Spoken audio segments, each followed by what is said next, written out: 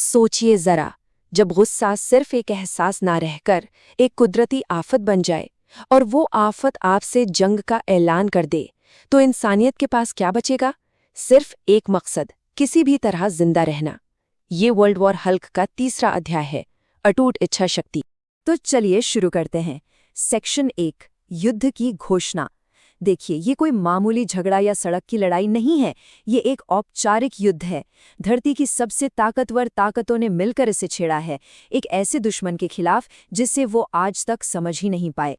ये जो हम देख रहे हैं, ये सिर्फ कागज का एक टुकड़ा नहीं है, ये एक मौत का फरमान है। इस पर दुनिया की सबसे शक्तिशाली सरकार की मोहर लगी है। व्हाइट हाउस से सीधे आदेश आए हैं कि हल्क के खिलाफ हर तरह की सैन्य शक्ति का इस्तेमाल किया जाए, और कमान दी गई है जनरल थंडरबोल्ट रॉस को, एक साफ संदेश के साथ, उसे नर्क दिखा दो जनरल। इस एक हुक्म के साथ बातचीत के सारे रास्ते हमेशा के लिए बंद हो चुके हैं। और जनरल रॉस ने जवाब में फौलाद की एक दीवार खड़ी कर दी है। टैंक, हेलीकॉप्टर, हजारों सैनिक, मतलब इंसानियत की पूरी सैन्य शक्ति एक शहर के बीचों बीच तैनात कर दी गई है। पर यह सिर्फ एक सैन्य अभियान नहीं है, नहीं। रॉस के लिए ये व्यक्तिगत है, एक जुनून है।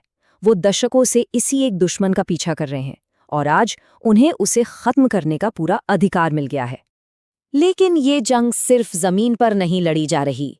जब गोलियां और मिसाइलें बेकार हो जाती हैं ना, तो एक और मोर्चा खुलता है, दिमाग का मोर्चा। अपने सैंक्टम सैंक्टोरियम की खामोशी में डॉक्टर स्ट्रेंज, यानी धरती के सॉर्सरर सुप्रीम, एक ऐसी लड़ाई की तैयारी कर रहे हैं जो आंखों से दिखाई नहीं देगी। उनका निशाना हल्क का शरीर नहीं है, बल्कि उसके गुस्से के पीछे छिपे इंसान ब्रूस बैनर की आत्मा है। अब आता है सेक्शन 2, हरी लहर का प्रहार। तैयारियों का वक्त अब खत्म हो चुका है, अब सिर्फ टकराव बाकी है। पूरे शहर ने अपनी सांसें रोक ली हैं, क्योंकि धरती की पूरी ताकत एक ही लक्ष्य पर बरसने वाली है। और हमला एक प्रलय की तरह शुरू होता है। आसमान से मिसाइलों की बारिश होती है, और हर एक मिसाइल इतनी शक्तिशाली है कि एक पूरे बंकर को तबाह कर दे। ये हमला सिर्फ मारने के लिए नहीं, ये मिटा देने के लिए है। सेना को बस यही उम्मीद है कि इस आग और धुएं के तूफान में उनका दुश्मन भाप बन जाएगा और ये जंग शुरू होते ही खत्म हो जाएगी। लेकिन जब धुआं छटता है तो उम्मीद की जगह खौफ ले लेता है। एडमैंटियम की गोलियां, जो किसी भी धातु को चीर सकती हैं, वो हल्की त्वचा से टकराकर ऐसे बिखर जाती हैं मानो कंकड़ हों।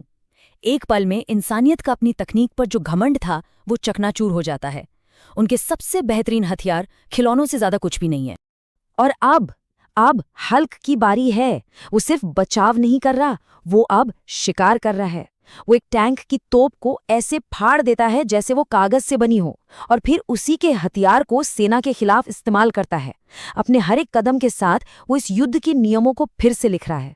ये अब कोई लड़ाई नहीं रही, ये एक सफाई अभियान बन चुका है। एक हेलीकॉप्टर को वो आसमान से मक्खी की तरह मसल देता है। सेना उसके लिए कोई खतरा नहीं है, बस एक रुकावट है जिसे वो अपने रास्ते से हटा रहा है। और हर टूटे हुए टैंक, हर जलते हुए मलबे के साथ ये संदेश और भी साफ होता जा रहा है, उसे रोका नहीं जा सकता। अब आगे बढ़ते हैं। सेक्शन 3, जादूगर का अंतिम दांव। जब फौलाद और आग दोनों ही नाकाम हो जाते हैं, तो उम्मीद का आखिरी सहारा बनता है जादू।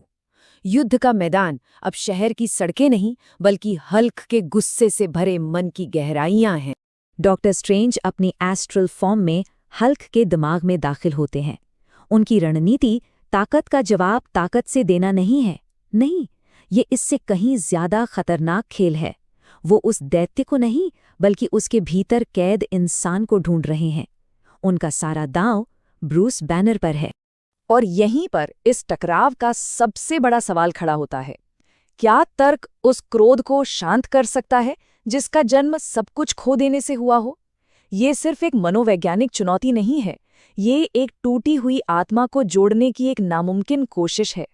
स्ट्रेंज अपना सबसे शक्तिशाली हथियार चलाते हैं, यादें। वो हल्क के सामने एक भ्रम रचते हैं, साकार की दुनिया का, उसकी खोई हुई रानी क्यारा का, और उस शांति का जो उससे छीन ली गई थी। ये सिर्फ एक तस्वीर नहीं है, ये एक वादा है, एक ऐसी दुनिया का जहां उसे दानव नहीं, बल्कि एक पति और राजा माना जाता था। और एक पल के लिए ये काम कर जाता है। उस बनावटी शांति की गर्मी में सदियों का गुस्सा पिघलने लगता है। हल्क के चेहरे पर क्रोध की जगह कुछ और नजर आता है, शायद कोई याद या शायद अफसोस। एक पल के लिए धरती को जैसे सांस लेने का मौका मिल जाता है। शायद युद्ध खत्म हो गया है।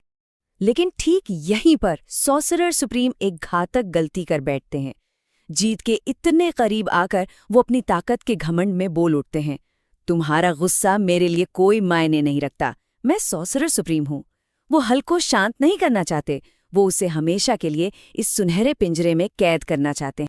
हल्क को धोखा महसूस होता है और उसका गुस्सा, जो एक पल के लिए शांत हो गया था, एक परमाणु विस्फोट की तरह फट पड़ता है। ये गुस्सा इतना शुद्ध और शक्तिशाली है कि ये जादू को ही तोड़ देता है।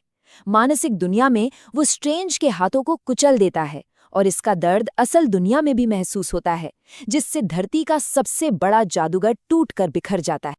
और इसके साथ हम आते हैं अपने आखिरी सेक्शन पर। सेक्शन 4, जब उम्मीद खो जाती है। धरती की पहली रक्षा पंक्ति टूट चुकी है, उसकी आखिरी जादुई उम्मीद कुचली जा चुकी है। अब जो बचा है वो जीत की लड़ाई नहीं है, ये सिर्फ हार की भयावह सच्चाई है। युद्ध का मैदान अब एक कब्रिस्तान है, मशीनों का कब्रिस्तान। हल्क इस मलबे के बीच से ऐसे गुजरता है जैसे ये उसकी जीत का स्मारक हो। ये एक अकेले शख्स के गुस्से की ताकत का जीता जागता सबूत है, जिसने एक पूरी सेना को घुटनों पर ला दिया। विजेता ने अपने कैदी बना लिए हैं। ये सिर्फ एक लड़ाई में जीत नहीं, बल्कि नायकों की एक पूरी पीढ़ी के पतन का प्रतीक है। डॉक्टर स्ट्रेंज और बाकी सब, उनकी शक्तियां बेअसर हो चुकी हैं और उनका हौसला पूरी तरह कुचल दिया गया है। दूर वॉशिंगटन में सत्ता के गलियारों में अब सच्चाई की एक ठंडी लहर दौड़ जाती है। कोई नई रणनीति नहीं बन रही, कोई गुप्त हथियार नहीं है, सिर्फ एक स्वीकारोक्ति है जो एक अधिकारी की जुबान से निकलती है, हम हार गए। लेकिन जब सब कुछ खत्म हो जाता है, तब भी एक आखिरी हताश विकल्प बचता है। एक ऐसा नायक जिसे हमेशा सबसे छिपाकर रखा गया, सेंट्री। उसकी शक्ति शायद हल्क के बराबर है, लेकिन वो इतना अस्थिर है कि उसके अपने दोस्त भी उससे डरते हैं। वो धरती का आखिरी हथियार है और शायद उसका सबसे बड़ा खतरा भी। और यहीं आकर हम इस कहानी के सबसे खतरनाक सवाल पर पहुंचते हैं। जब आखिरी उम्मीद भी खुद खतरे जितनी ही खतरनाक हो, तो क्या वो वाकई उम्मीद है या फिर ये सिर्फ तबाही का एक नया रूप है? ये एक ऐसा सवाल है जिसका जवाब या तो दुनिया को बचाने की कीमत पर मिलेगा या फिर उसे हमेशा के लिए मिटा देने की।